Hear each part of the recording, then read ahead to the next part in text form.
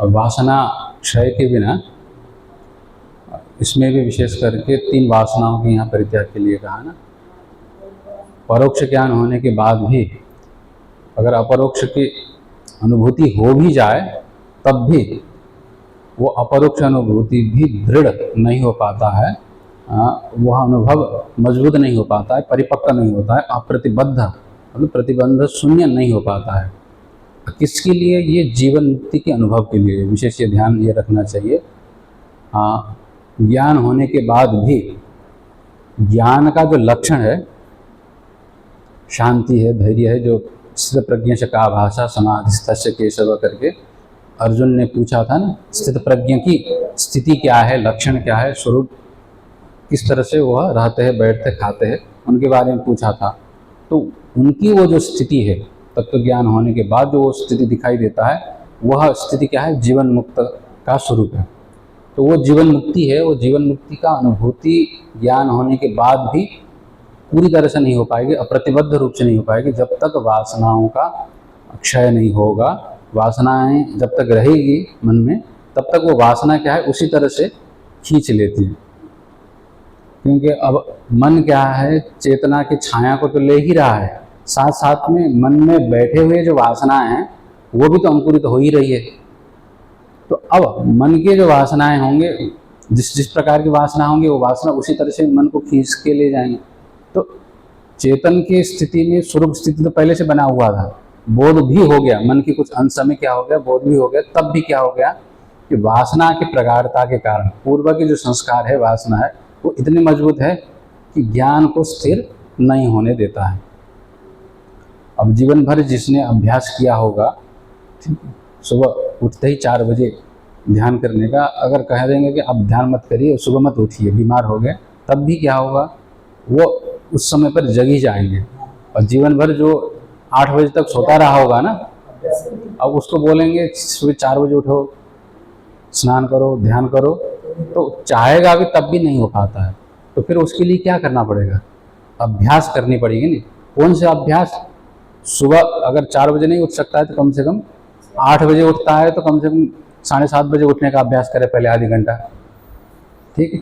फिर धीरे धीरे 2-3 महीने होने के बाद वो अभ्यास परिपक्व हो जाएगा 7:30 बजे उठने का, तो फिर 7 बजे उठने का, फिर आधी घंटा 15-15 मिनट थोड़ा थोड़ा कम करते जाएंगे, तो 2 साल में 3 साल में जा करके वो क्या कर पाएगा? फिर 8 से आकर के 6-4 तक उठ पाएगा। ठीक, अब ये धीरे धीरे करेंगे तो हो जाएगा। और कुछ लोगों का संकल्प शक्ति इतना दृढ़ हो जाता है कि हाँ, कल से हम 4 बजे उठेंगे। तो मन का जो मजबूती जिनके पास है वो तो संकल्प मात्र से कर लेते हैं, किंतु इस तरह का मन सबका नहीं होता है कि हाँ, संकल्प कर लिया, अब हमारा मन तगड़ा हो गया, मजबूत हो गया, कल से अब स्वभाव ही बदल देंगे। ऐसा कुछ लोगों में ही दिखता है, सभी में ये नहीं हो पाता है। तो संस्कार का जो दृढ़ता जिनके पास है, वो संस्कार के बसात क्या होगा, उसी तरह से आचरण करते हैं। इसीलिए उन संस्कारों को क्षय करना जरूरी हो जाता है। अब यहाँ पर जीवन मुक्ति में भी ऐसा है, ये वासना क्षय का प्रकरण भी, जिनके लिए जो ज्ञान का साधन, ज्ञान के लिए योग्यता क्या बताया है? अथा तो ब्रह्म जिज्ञासा में अथ शब्द से बताया है ना। अथ मतलब साधन होने के बाद, ठीक। तो साधन चतुष्टय के बाद ब्रह्म जिज्ञासा करके जिसको ज्ञान हो गया, उसके लिए वासना क्षय की आवश्यकता नहीं होती, ठीक। अब जिनके लिए क्या है, समदम उपरति तितिक्षा श्रद्धा समाधान से षट संपत्ति है, वैराग्य है, मुमुक्षुत्व है, ठीक है, विवेक है, ये पहले से आ चुका है और वो परिपक्व हो चुके हैं, उनके लिए फिर वासना क्षय तो पहले ही हो चुका है ना। वासना क्षय पहले से करके जिन्होंने श्रवण मनन किया है, उनके लिए तो जीवन मुक्ति तत्काल हो जाती है, ठीक। अपरोक्षानुभूति में कोई प्रतिबंध नहीं रहता है, किंतु अब पहले से ले लिया, हाँ, और साधन चतुष्टय तो संपन्न नहीं है, फिर भी कम से कम वेदांत सुनने से पुण्य होगा। इस दृष्टि से जब श्रवण करने लग जाते तो सुन तो लिया है, किंतु मन का परिपाक तो हुआ नहीं, वासनाओं का क्षय हुआ नहीं है, और कुछ साधन तो कर रहे हैं, और सुनने से हाँ कुछ पता भी लग रहा है कि हाँ, ये सब जो चैतन्य शुद्ध है वो सारे जगह एक ही है, एक ही ब्रह्म है, सभी जगह एक ही है और नित्य शुद्ध बुद्ध होने के कारण वो आनंद घन चैतन्य घन स्वरूप है। ये तो सुनने में तब पता लग गया, फिर भी मन की जो वासना है, शरीर को ही अपना मानना, शरीर की देह वासना हो गई। ये 3 वासना इन्होंने मूल रूप से कहा था। ये 3 वासना मुख्य रूप से प्रतिबंध करने लगते हैं। लोक की वासना, शास्त्र की वासना और देह की वासना। शरीर की वासना छोड़ना भी मुश्किल हो जाता है, शरीर के प्रति तादात्म्य अध्यास छोड़ना मुश्किल है। तो इसके लिए क्या करना होगा कि लोक के वासना के लिए फिर विचार ही करना पड़ेगा। संसार में जितने भी वासनाएं लोक की दिखाई दे रही है, उससे आखिर लाभ हुआ क्या है? ठीक, उससे अपेक्षाएं बढ़ती हैं। अब लोक में कीर्ति मिल जाए इसकी अपेक्षा से हम करते ही रहते हैं, किंतु उल्टा ही क्या होता है, अब कीर्ति ही बढ़ता है। भगवान कृष्ण को, रामचंद्र आदि की चरित्र वगैरह हम लोग सुनते हैं, विचार करते हैं, तो उससे ये समझ में आ जाता है कि कितना भी करें लोक में कीर्ति स्थापित करना संभव नहीं है। ठीक, अब भारत देश आज़ाद हुआ, ठीक है, नेहरू गांधी आदि ने खूब प्रयास किया, उनकी कीर्ति थी, अब वो उनको गाली देने लगते हैं, इनके कारण अभी ये सब हो रहा है। ठीक है, अब कोई भी कुछ भी कर ले, पूरी तरह से किसी को भी सेटिस्फाई करना संभव नहीं हो पाता है। तो ये बातें विचार करके लोक कीर्ति की जो इच्छाएं हैं धीरे धीरे कम करनी चाहिए। और मुख्य जो बात है, चैतन्य का जो स्वरूप है, ध्यान के अभ्यास में मन को लगाना चाहिए। तो अब यहाँ तत्व का अभ्यास एक बात हो गई, और दूसरी वासना क्षय के लिए क्या करना होगा, ध्यान का अभ्यास ही करना पड़ेगा। और ध्यान के अभ्यास भी 2-3 प्रकार से होगा। एक तत्व के ध्यान का भी अभ्यास हो जाता है, मूल तत्व के ध्यान का अभ्यास है, और बाहरी मन में जिस तरह की वासना है उससे विपरीत वासना के अभ्यास करना पड़ेगा। ठीक, तो उसी के क्रम में वहाँ पर लोक कीर्ति हो गई, शास्त्र वासना भी हो गई। तो अब जानने की है तो सात्विक वासना है, सात्विक वासना होते हुए भी शास्त्र वासना को भी छोड़ना चाहिए, ये भी कह दिया। उसी तरह से देह वासना को भी घटाना चाहिए। और देह वासना अब ये हो जाता है कि देह की निमित्त, देह की वासना कैसे घटेगी? अब जैसे अब देह के लिए क्या है कि अब तितिक्षा ही यहाँ पर, तो वो देह वासना को घटाने में सहयोगी होता है। अब देह तो ज़्यादा भी नहीं कर सकते। देखिए, अब देह की वासना घटाने का मतलब ये हो गया कि अब इतने गर्मी सर्दी में इतना रहने लग गया है कि अब रुकना ही हो गया, इतना भी नहीं है। और शरीर को इतना भी सुविधा संपन्न नहीं करना चाहिए कि थोड़ा सा भी सर्दी, थोड़ी सी भी गर्मी सहन करने में उसको आफत आ जाए। तो शरीर को इस तरह से मजबूत कर लेना चाहिए कि प्रतिकूल अवस्था आने के बाद भी शरीर में किसी तरह से परेशानी न हो, इतना शरीर को मजबूत रखना चाहिए। मतलब इतना सुविधा भी भोगी नहीं होनी चाहिए, सुविधा, हाँ हाँ। अब ज़्यादा सुविधा भोगी होने के बाद क्या हो जाता है कि थोड़ी भी परेशानी शरीर झेल नहीं पाता है, थोड़ी सी गर्मी भी नहीं झेल पाता है, थोड़ी सी ठंडी भी झेल नहीं पाता है। तो इस तरह के शरीर का अभ्यास कराना चाहिए। इसलिए बार बार क्या है, जैसे नवरात्र आ रहा है तो भूखे रहने का भी अभ्यास कर लेते हैं। अब सुबह सुबह हम लोगों का, शास्त्रों का आदेश भी इसी तरह से, ठंडी है तो ठंडी में माघ महीने में से नहाइए तो और पुण्य होता है बोल देते हैं।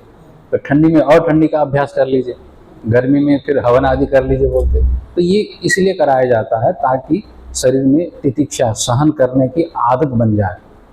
इसकी वजह से क्या होता है, शरीर में जो शरीर की जो वासना है ना, वो कम होने लगती है। शारीरिक रूप से, स्वाभाविक रूप से हम लोगों की वासना तो होती है, सुविधा सब चाहते हैं, अच्छा हो जाए ये चाहते ही है, अच्छे खाने को मिल जाए अच्छा लगता है, बच्चे को चीनी अच्छा लगता है, खिलाते रहिए, खिलाते चले जाइए, तो क्या हो जाएगा, उसको बीमारी हो जाएगी। तो सब का क्या है, नियमन करना जरूरी हो जाता है।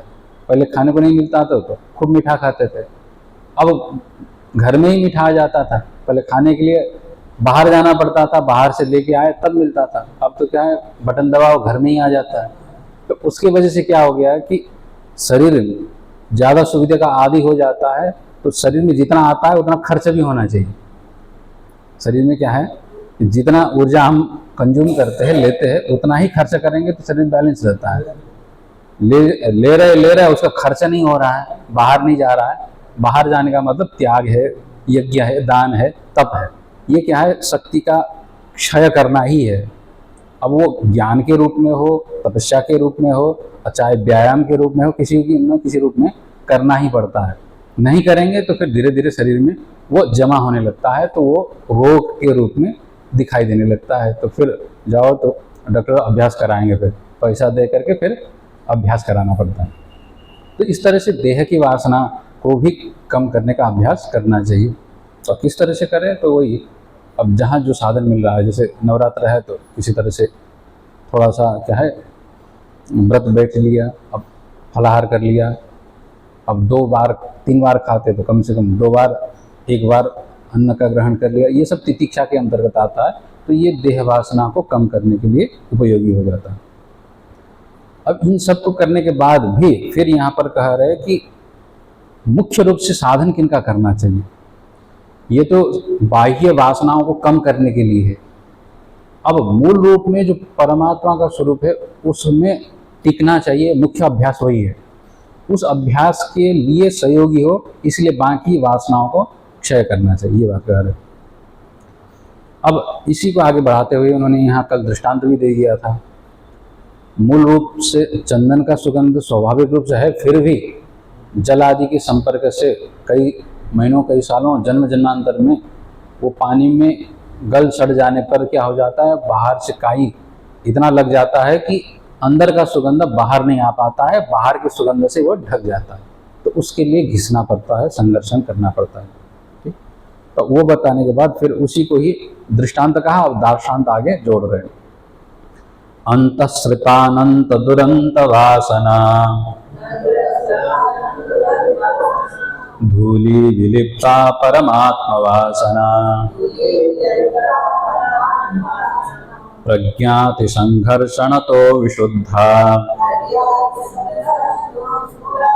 प्रतीयते चंदन गंधवत् स्फुटा।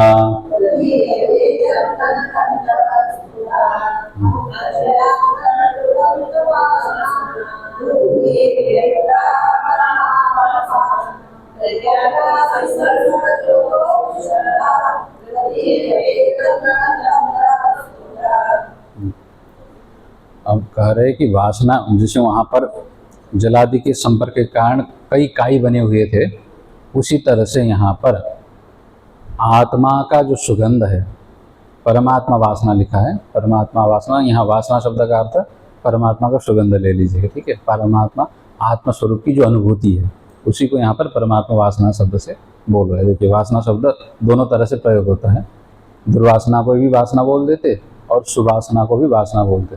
जो चारों तरफ से ढक दे, आच्छादित कर दे, वही वासना है। और वो जो परमात्मा का जो सुगंध है वो क्या हो रखा है कि अंतःश्रितानंत दुरंत वासना धूली विलिप्ता, वो ढका हुआ है। किससे ढका हुआ है कि अंत मतलब अंतकरण, चित्त समझ लीजिए। अंदर का जो चित्त है, अंतकरण चित्त, उसमें श्रित आश्रित बैठा हुआ अनंत दुरंत वासना, उसमें अनंत वासनाएं बैठी हुई है और दुरंत भी है, खराब भी है। देखिए अब अनंत काल जन्म जन्मांतर की वासना बैठी हुई, इसी के जन्म का ही नहीं, अनादिकाल से पशु का भी है, पक्षी का भी है, स्त्री का भी है, पुरुष का भी है, देवताओं का भी है, असुरों का भी, सबके वासनाएं बनी हुई है चित्त में। ठीक है, किंतु वो सारे वासनाएं प्रबुद्ध नहीं है, ठीक है, दबे हुए है। तो वासनाओं का क्या है, जगा हुआ रूप रहता है, सोया हुआ भी रहता है, कुछ क्षीण रूप भी रहता है और कुछ तीव्र रूप भी रहता है। वासनाओं के भी अलग अलग स्थितियां रहती हैं। तो वो सारे वासनाओं को मिला के कह रहे हैं कि कोई जगा हुआ है, कोई सोया हुआ है, कोई तीव्र वासना है, कोई प्रसुप्त वासना है, कई कालों से दबा हुआ है। तो इस तरह के जो अनंत वासना है, एक ही नहीं, अब सोचने लग जाते तो हर चीज़ की इच्छा बनने लगती है वासना के कारण। जो भी दिखता है हमें भी ये मिल जाए, हम भी ऐसे हो जाए, तो इच्छा बनती ही है। तो ये अनंत वासनाएं हैं जो चित्त में बनी हुई है और दुरंत है, और उनको समाप्त करना भी असंभव सा हो जाता है और दुख का भी कारण बन जाता है। ठीक है, दुखे न अंत, मतलब उसको समाप्त करना बड़ा कठिन हो जाता है और जिसकी वजह से बड़ा कष्ट भी होता है। तो इस तरह की जो अनंत वासना है वो धूल के समान है, धूली विलिप्ता, उसको यहाँ धूल की उपमा दे रहे। अनंत काल से जमी हुई जो वासना है धूल की तरह है, और इस धूल से छिपा हुआ क्या है, परमात्मा वासना। परमात्मा के जो सुगंध है चंदन रूपी जो परमात्मा का जो सुगंध है वो अनंत काल की वासनाओं के से छुपा हुआ है, कीचड़ से ढका हुआ है। तो इस तरह के धूल कीचड़ की वजह से वो ढकने के कारण वो परमात्मा का जो सुगंध है, परमात्मा का जो प्रकाश है, परमात्मा का जो मूल स्वरूप क्या होगा, सच्चित आनंद स्वरूप, यही तो है, चेतन स्वरूप है। अब इसमें से चेतन स्वरूप वैसे ढकता तो नहीं है और सत्ता स्वरूप भी नहीं ढकता है, फिर भी उसका कुछ अंश ढक जाता है। देखिए परमात्मा का सत्ता स्वरूप भी है किंतु अपरिच्छिन्न सत्ता स्वरूप है। देखिए परमात्मा का सत्ता का कोई सीमा है क्या, नहीं, किंतु हम लोगों को सत्ता तो दिखाई देता है किंतु किस रूप में दिखाई दे रहा है, सीमित रूप में दिखाई दे रहा है और माया की आकृति में ढला हुआ सत्ता दिखाई देता है। तो ये अनंत काल की वासना, एक तो अज्ञान है, अज्ञान ने तो पूरा स्वरूप ढकी दिया है और उसके ऊपर अनंत काल की वासनाओं ने एक नई परत जमा दिया है जिसकी वजह से परमात्मा का जो सुगंध है वो नहीं आ पाता है। तो उसका प्रबोध कैसे करें, तो कह रहे हैं कि प्रज्ञाति संघर्षण तो विशुद्ध, जब तक उसकी शुद्धिकरण घर्षण नहीं होगा, उसके ऊपर लगा हुआ काई को जब तक हम नहीं मिटाएंगे, किसके द्वारा, प्रज्ञा के द्वारा। अब यहाँ प्रज्ञा का आगे अध्यास निरूपण के प्रकरण में आएगा कि परमात्मा स्वरूप का जो श्रवण मनन और निधिध्यासन, ठीक है, और निधिध्यासन के द्वारा जो मजबूत किया हुआ जो ज्ञान है उसी को यहाँ पर प्रज्ञा कह रहे हैं। प्रकृष्ट ज्ञान ही प्रज्ञान है। तो प्रज्ञान क्या होगा कि मिथ्यात्व का निश्चय पूर्वक आत्मा का परमात्मा के साथ एकता का जो निर्णय है, इस प्रकार का जो निश्चय होगा वही यहाँ पर प्रज्ञा कहलाएगा। अन्य प्रज्ञा काम नहीं होगा। संसार के मिथ्यात्व का भी निश्चय होना चाहिए, निर्णय ही होना चाहिए, हाँ ये ऐसा ही है। इस तरह से जब निश्चय हो जाता है तब जाकर के फिर संसार की वासनाओं के प्रति प्रवृत्ति नहीं होती। जब तक संसार के प्रति सच्चापन ये मन में रहता है ना, तब तक उसके प्रति मोह भंग नहीं होता है। जैसे आप स्वप्नों में, जब तक हम स्वाप्निक अवस्था में रहते हैं और इनको देखते हैं कि हाँ भाई अच्छा है, सुंदर है, तब तक अच्छा लगने के कारण, अब जब तक उसके प्रति हम महिमा बुद्धि रखते हैं, कोई भी दृश्य जगत, कोई भी वस्तु तब अच्छा लगता है जब हम उसको महिमा दृष्टि से देखते हैं, उसका गुणगान गाने लगते हैं, तब धीरे धीरे क्या, बुरा भी समाज का ऐसा बनावट है ना, खराब लगता है आपको, अब वो पसंद नहीं है, फिर भी समाज आगे कहने लग जाता है ना कि हाँ भाई अच्छा है, अच्छा है, अच्छा है, सारे 10 लोग खड़े होकर के बोलने लग जाते हैं ना, तो 10-12 दिन के बाद आपको भी हाँ भाई अच्छा तो है, सही कर रहे, हम ही गलत थे, ये हो जाता है। मन का संस्कार इस तरह का है। तो ये सौंदर्य बुद्धि, सुंदरता किससे आ जाता है, संग से आता है। आसपास के जो संग जिस तरह का होगा, अब संग भी इस तरह से हो रहा है ना, परांची खानी व्यतिरिक्त स्वयंभू। अब सृष्टि ही इस प्रकार से बनी हुई है कि बाहरी जो वस्तु होंगे वही अच्छे लगने लगते हैं। सृष्टि इस प्रकार से बना हुआ है और इंद्रियों की दृष्टि भी इस तरह से बनाया हुआ कि बाहर ही चले जाए, अंदर वो देख नहीं पाता है। तो इस दृष्टि से क्या होगा कि बाहर का जो संग होगा, तो बाहर का संग क्या हो गया, बाह्य वस्तुओं को ही सुंदर बताने में लगा हुआ है कि ये बड़ा सुंदर है। और फिर धीरे धीरे क्या बोर हो जाता है, तो उसके बाद उसी को दूसरे ढंग से प्रस्तुत कर देते, तो दूसरा तीसरा। तो संसार की वस्तुओं में तो कमी है नहीं, तो इन्हीं वस्तुओं में सुंदरता की खोज में ही वासना इतने प्रबल हो जाती है कि अंदर खोजने की बुद्धि ही नहीं आती। तो ये संग के प्रभाव से होता है। तो उन संगों को रोकने के लिए क्या करना होगा, वही शास्त्र का श्रवण मनन निधिध्यासन और सत्संग ही मूल कारण होगा। तो उसमें से जब विचार आने लगता है सच्चाई वस्तु क्या है, ठीक है, अब जितना भी सुंदर हो अगर झूठा निकले तो उसमें आपकी प्रेम नहीं बैठता है, राग नहीं होता है। आपको पता लग जाए ना यह सोना नकली है, एक बार समझ में आ गया कि सोने की लालसा से आप सोने के पीछे भाग रहे थे, वस्तु को इकट्ठा कर रहे थे, किंतु समझ में आ गया कि यह असली नहीं है, ठीक है। जैसे ही आपको ये समझ में आ गया, तत्काल क्या हो जाता है, मोह भंग हो जाता है। तो इसलिए बार बार ये सबसे पहले साधन चतुष्टय में सबसे पहले क्या आता है, सबसे पहले विवेक आता है। देखिए भले ही आपका निर्णय क्या परमात्मा का ना हो, किंतु इतना समझ जरूरी होना चाहिए कि अलग करना चाहिए कि सच्चाई वस्तु में कितनी है। जब तक ये विवेक शुरू नहीं होता है तब तक फिर आगे विचार प्रारंभ करना मुश्किल हो जाता है। तो ये संग से आता है। तो अब इस तरह से जब विचार करके बाह्य वस्तुओं के मिथ्यात्व का, ठीक है, झूठेपन का, अब झूठा भी अब कहने के लिए व्यवहारिक दृष्टि से सत्य ही है, पारमार्थिक दृष्टि, ये दृष्टि को भी अलग अलग करना होगा। ठीक है, एक व्यवहारिक दृष्टि है, एक पारमार्थिक दृष्टि है, एक प्रातिभाषिक दृष्टि है। अब किस दृष्टि से बोल रहा है ये भी समझना जरूरी है। व्यवहारिक दृष्टि से प्रपंच के मिथ्यात्व को बोला ही नहीं जा रहा है। ठीक है, व्यवहार में जैसे जगत दिख रहा है वो उसी रूप में ही सत्य है, इसको मना नहीं कर रहा है। अब यहाँ पर पारमार्थिक सत्य की बात चल रहा है। ठीक है, तीनों अवस्थाओं में जो एक रूप रहता हो, तीनों कालों में जो एक रूप रहता है, ऐसे सत्य की जब चर्चा हो रही है, ऐसे सत्य को जब हम चाहने लगते हैं तब फिर व्यवहारिक जगत की जो सत्यता दिख रहा है, उस सत्यता का और इस सत्यता के बीच का जो अंतर जब हम आकलन करने लगते हैं तो धीरे धीरे विवेक शुरू होता है। जब तक दोनों की सत्यता आपको एक सा नजर आने लगता है तब तक विवेक नहीं हुआ है। मतलब दोनों की सत्यता में अंतर ही है, आपको विचार करके मानना ही पड़ेगा। जब तक ये विचार में नहीं आएगा तब तक फिर विवेक नहीं हो पाएगा। विवेक जब तक नहीं होगा तब तक फिर आगे वैराग्य की भी स्थिति नहीं आती। अब जब तक वैराग्य नहीं होगा तब तक ये प्रज्ञातिक संघर्ष, अब ये प्रज्ञा विवेक बुद्धि नहीं आएगी। तो प्रपंच के मिथ्यात्व का निश्चय को लेकर के फिर आत्मा के सत्यता का जो निश्चय है और उस आत्मा का परमात्मा के साथ एकता का जो निश्चय है, इस प्रकार का जब निश्चय विचार पूर्वक दृढ़ होने जाता है ना, तो इस प्रकार का बार बार जब विचार करने लगते हैं तो वही यहाँ पर प्रज्ञा के रूप में आ जाता है। और वही ध्यान की स्थिति में, समाधि की स्थिति में प्रत्यक्ष के रूप में बार बार अभ्यास करते हैं तो ये प्रज्ञा बड़ा मजबूत होने लगता है। ऐसे प्रज्ञा के द्वारा ही अति संघर्षण होता है। मतलब ऐसा जो प्रज्ञा रूपी जो साबुन होगा ना, उसको घिसना पड़ेगा। फिर घिसना इसलिए पड़ता है क्योंकि वासना पुरानी बैठी हुई। यद्यपि ज्ञान से अज्ञान नष्ट हो जाता है, ठीक है, अज्ञान को नष्ट करने के लिए ज्ञान एक ही बार काफी है, ठीक है, किंतु पुराना जो संस्कार है ना, जैसे अंधेरे में आपने रस्सी में सांप देख लिया, फिर आपको लाइट जलाने के बाद समझ में आएगा कि हाँ यहाँ पर सांप नहीं है, रस्सी है।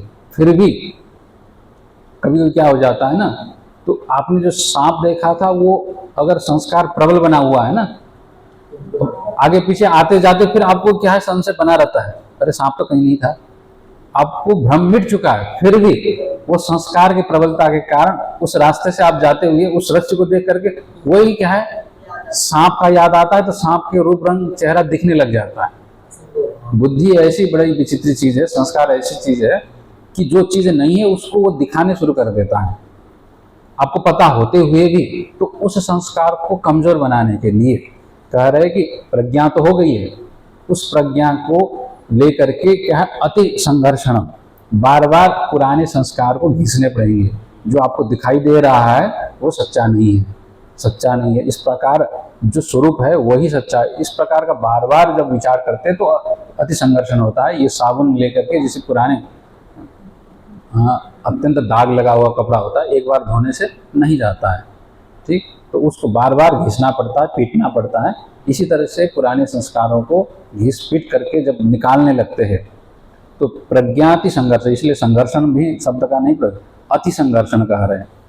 अति मात्रा में जब अति घिसने लगते हैं प्रज्ञा को लेकर के, ठीक है, शुभ वासना के द्वारा अशुभ वासनाओं को हटाना है और उस शुभ वासना के द्वारा विवेक को जगाना है, वैराग्य को जगाना है, उससे प्रज्ञा को स्थिर करनी है और उस प्रज्ञा की स्थिरता को लेकर के क्या करनी है, पुराने वासनाओं को घिसना।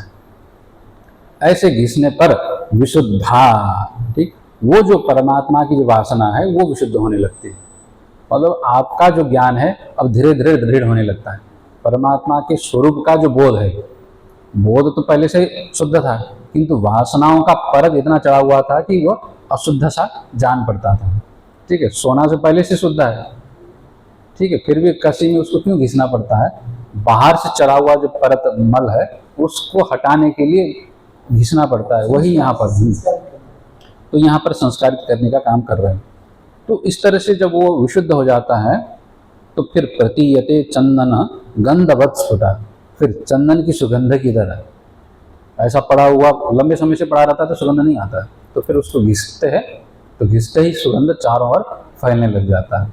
उसी तरह से ये प्रज्ञा के अधिघर्षण से श्रवण मनन निधिध्यासन के अभ्यास का चरम सीमा जब होने लग जाता है, उससे पूर्व यहाँ केवल श्रवण मनन निधिध्यासन ही नहीं, ये आपके श्रवण मनन निधिध्यासन के जो अंग के रूप में साधन चतुष्टय के अभ्यास भी आए हैं यहाँ पर।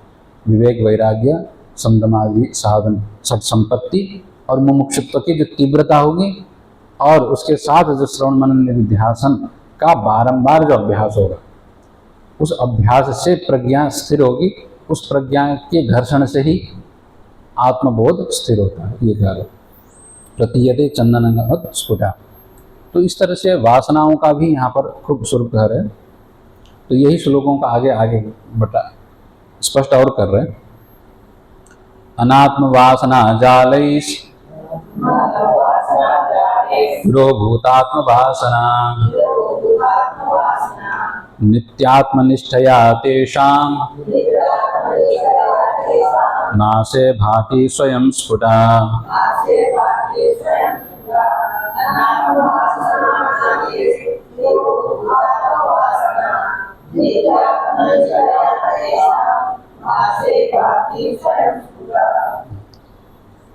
अभी वही बातों को स्पष्ट अभी आचार्यों का काम होता है, गुरुओं का काम होता है कि बार बार ठोक ठोक के बताते हैं। एक बार नहीं तो एक बार बताने से काम चल ही जाता है। ज्ञान की बात तो एक ही है, मूल जो बात है एक ही रहती है, लेकिन उन बातों को बताने के लिए फिर शब्दांतर का, भावांतर का इसलिए आश्रयण करना पड़ता है। वही वासना की प्रबलता इतना है, बाह्य वासना, तो वो बाह्य वासनाओं को कम करने के लिए बार बार बताना पड़ता है। जैसे किसी बच्चे को आदत बिठाना हो ना, ठीक, तो फिर बार बार क्या माँ क्या करते हैं, उसको अभ्यास कराती है। नहीं तो बच्चे को लघु शंका करना ना आए, शौच करना ना आए, तो उसको सिखाने में कितना समय लगता है? 2 साल, 3 साल, 4 साल, 5 साल, ठीक है। कुछ कुछ बच्चे होते हैं वो बेड में ही लघु शंका कर देते हैं 8-9 साल होने के बाद में, तो वो सिखाने में समय लग जाता है। मतलब ये छोटी सी बात सीखने के लिए कितना लग गया, 4 साल 5 साल। मतलब चलने सीखने के लिए भी कितना 3 साल लग जाता है, 4 साल लग जाता है। कितनी बार गिरते हैं, तो वो क्या कर रहे हो?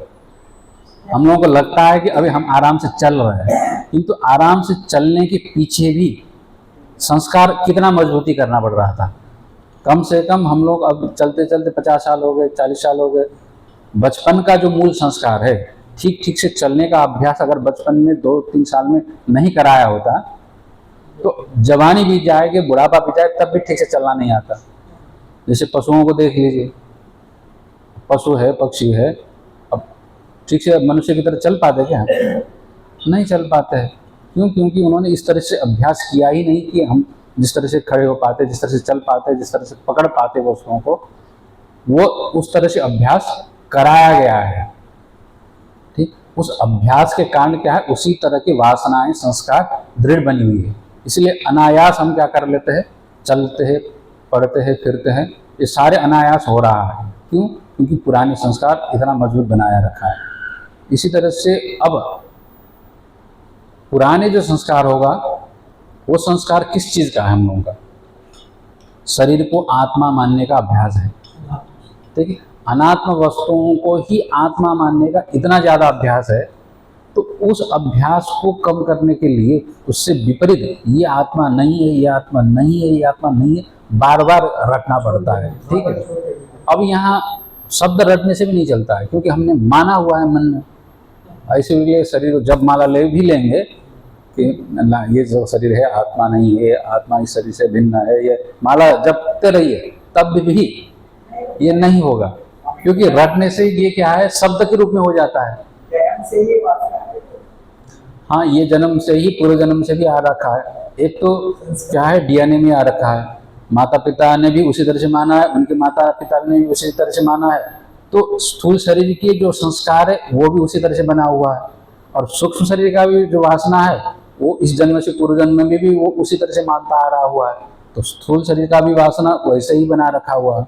तो अनात्म वासना जाल ही कह रहे कि जो जड़ वस्तुओं की वासना है, संस्कार है, उसके जाल बिछा हुआ है।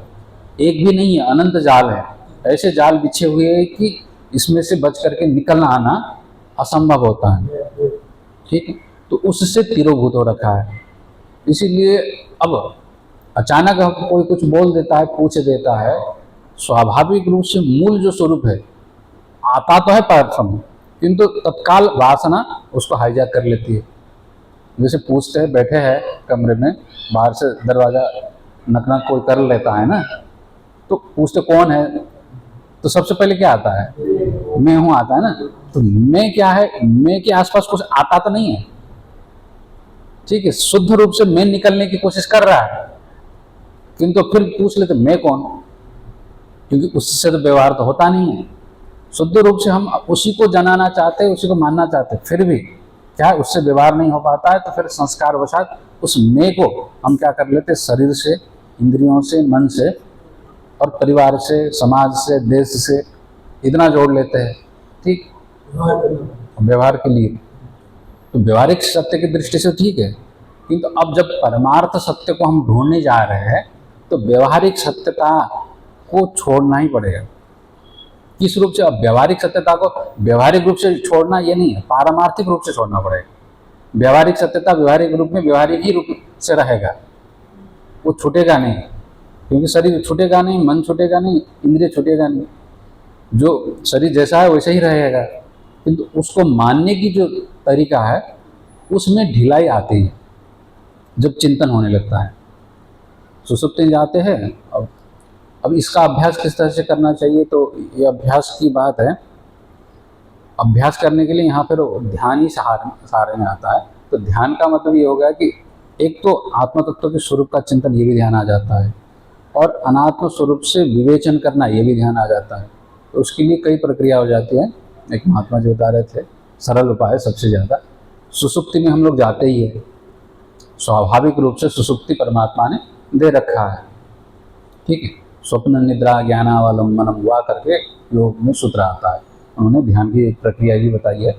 ठीक है, अब स्वप्न जो गाढ़ निद्रा आती है उसमें हम लोग देखते हैं कि चेतन अपने स्वरूप में तो जाता है, ठीक, किंतु प्रकृति के कारण जाता है।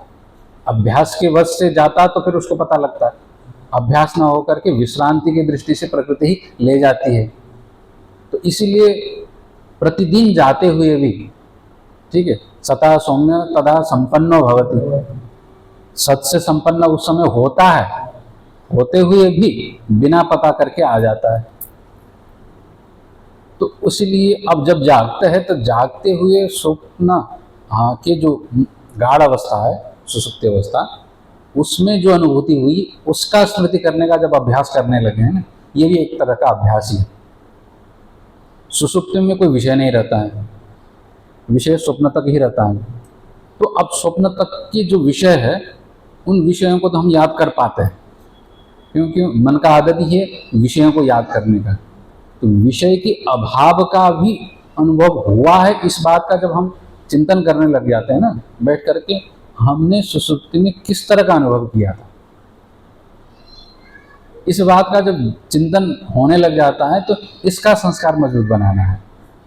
तो वहां पर विषय की अभाव का जो संस्कार है ना वो धीरे धीरे मजबूत होने लगता है। तो ये भी ध्यान का प्रक्रिया है। अब विषय के अभाव का जब चिंतन करने लग जाते हैं तो विषय के अभाव को देखा किसने, उसका भी चिंतन होने लगता है।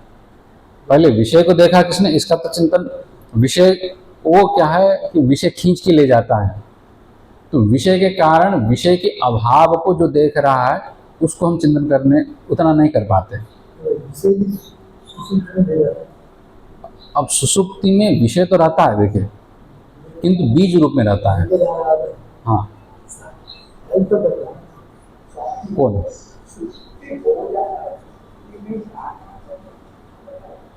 सुसुप्ति हाँ, नहीं वो तो व्यवहार के लिए बोलते हैं ना, जाने के लिए कर्तृत्व तो वहां पर बना नहीं रहता है ना। कर्तृत्व तो कब तक रहता है, बुद्धि के स्तर पर कर्तृत्व रहता है, ठीक, स्वप्न तक कर्तृत्व रहता है। तो वहां पर आनंदमय कोश एक रहता है, ठीक है, आनंदमय कोश भोक्ता के रूप में होता है, और विज्ञानमय कोश कर्ता के रूप में होता है। तो विज्ञानमय कोश कब तक रहेगा? स्वप्न तक रहता है। तो कर्तृत्व तो वहां तक रहता है। तो जाता है किसको कह सकते हैं? स्वप्न तक को बोल सकते हैं, ठीक है। और इसीलिए सुषुप्ति अवस्था में जाता पहुंच तो जाता है, ठीक है, कर्तापन वहां पर नहीं रहता है, किंतु तो भोक्तापन रह जाता है।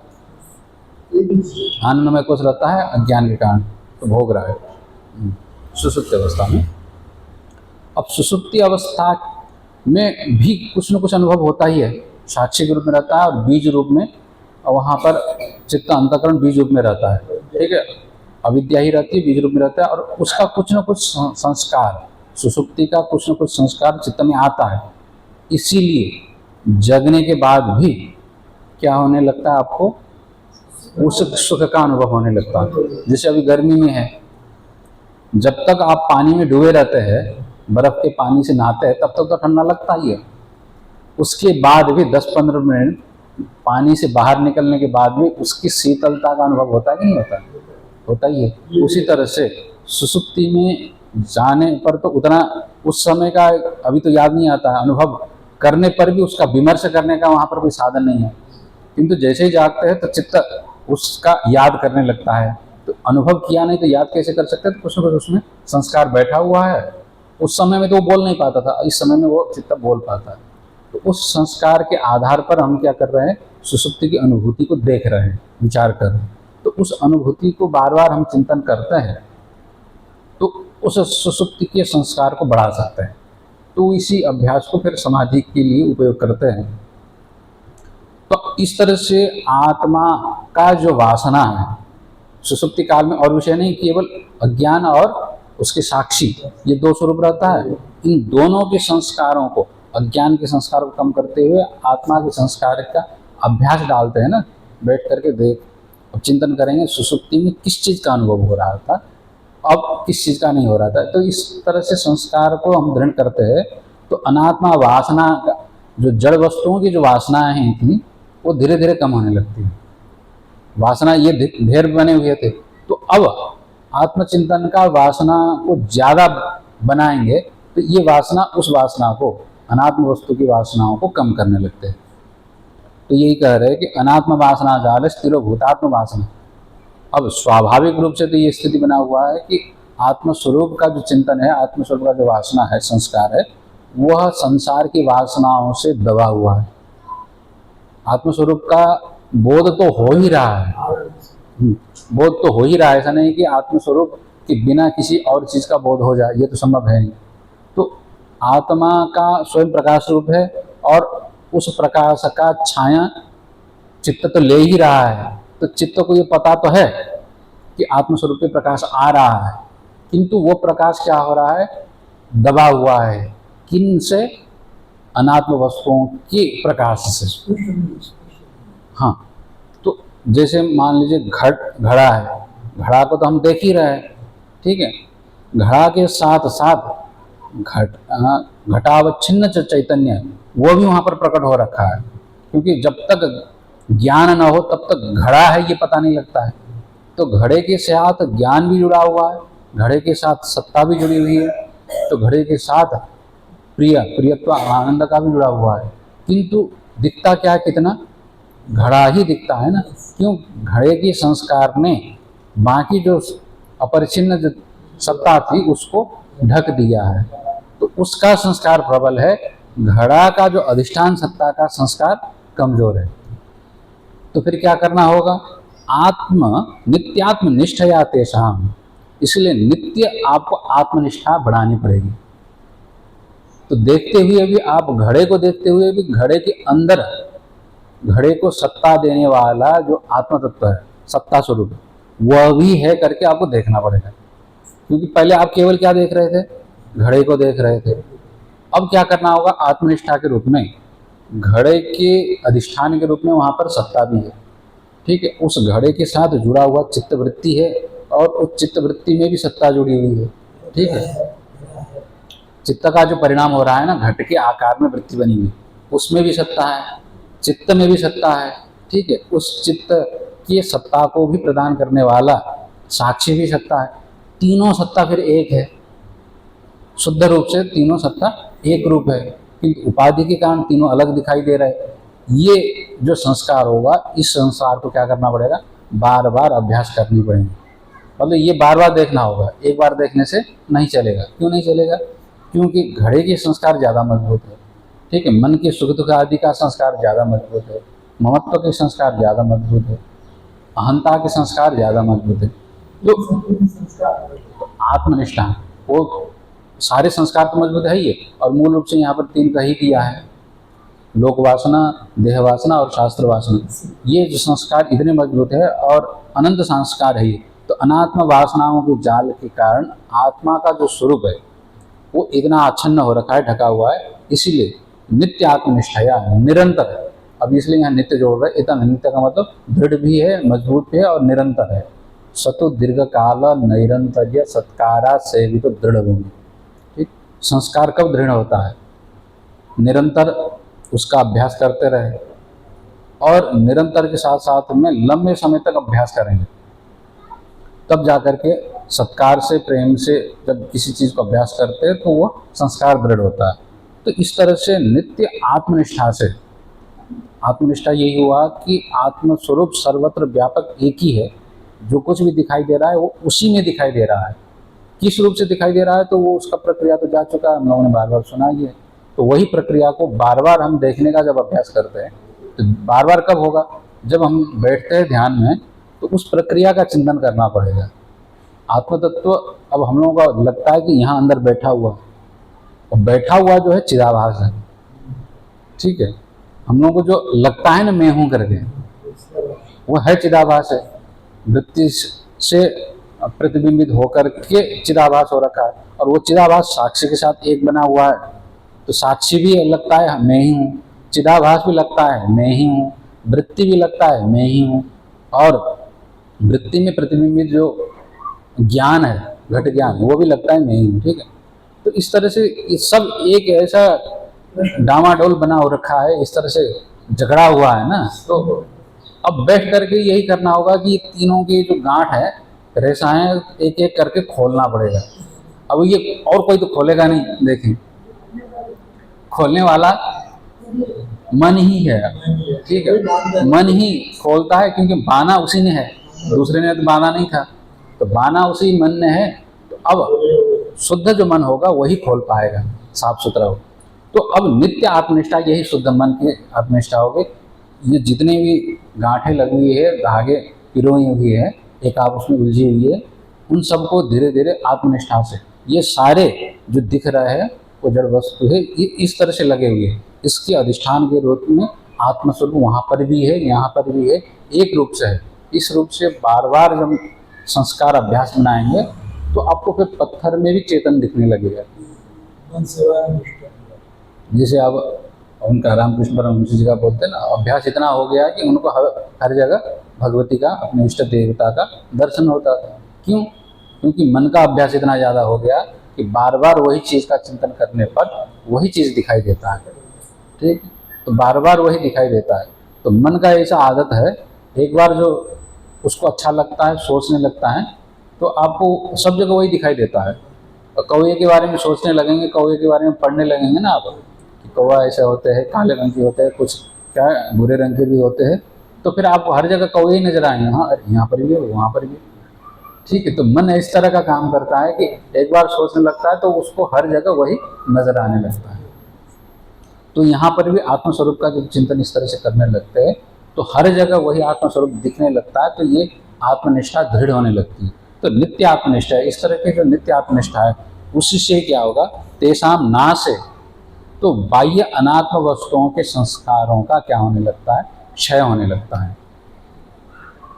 अब प्रबलता किनकी होने लगेगी, आत्मनिष्ठा के जो संस्कार है वो प्रबल होने लगेंगे, तो बाह्य अनात्म के जो संस्कार है वो धीरे धीरे क्षय होने लगेंगे। तो भांति स्वयं स्फुटा, जो पहले से प्रकाश हो रखा था, जिसको अनात्म संस्कार ने बाधित कर रखा था, प्रतिबंध कर रखा था, वो धीरे धीरे हटने लगता है। तो फिर उजाला होने लगता है धीरे धीरे, ठीक है, अपने आप उजाला होने लगता है। निष्ठया तृतीया है, तृतीया विभक्ति आत्मनिष्ठा के द्वारा, निष्ठायाम।